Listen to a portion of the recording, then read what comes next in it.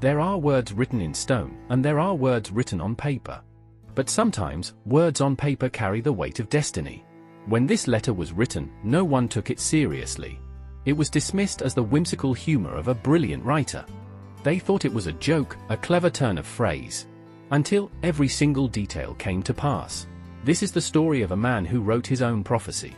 A man who predicted his death, not with mystic visions, but with the chilling certainty of astronomy. The man was Samuel Clemens, known to the world as Mark Twain. He was born in 1835, and his birth was marked by a celestial spectacle, the appearance of Halley's Comet. This comet, a magnificent dirty snowball, orbits the Sun every 75 to 76 years. Its appearance often sparked awe, fear, and sometimes superstition. Twain felt an unusual, almost spiritual connection to this cosmic traveler. It wasn't just a coincidence of timing, he saw the comet as an anchor to his destiny. He believed his life was intrinsically linked to its path.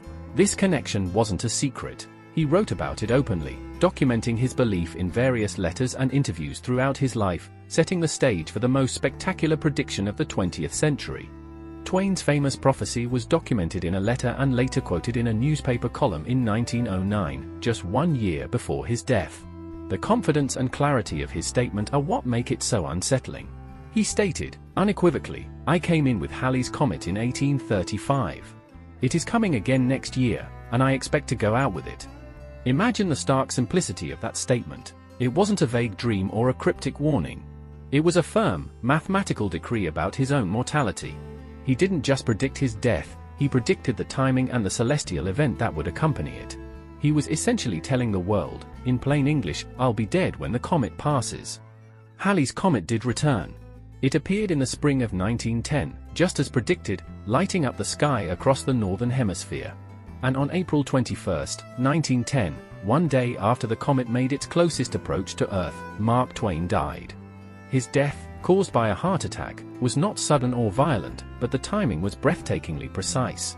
The reaction from the public was one of profound awe and, frankly, terror.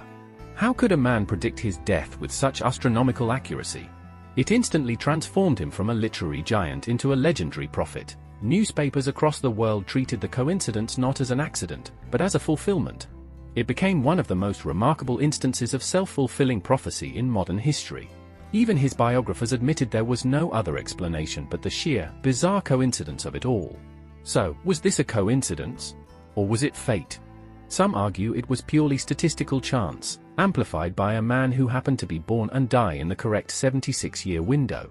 Others suggest that Twain's powerful mind and belief system willed the event into existence. Did his body simply wait for the moment his perceived destiny arrived? Regardless of the explanation, the legacy remains. Mark Twain, the great humorist, wrote a letter that served as a death warrant, timed perfectly by the heavens. What do you believe? Was this destiny, or just the longest coincidence in history? Leave your theories in the comments below. If you love exploring the intersection of history, fate, and the unexplained, make sure you subscribe and ring that bell. Don't miss our next deep dive into a mystery that science can't explain.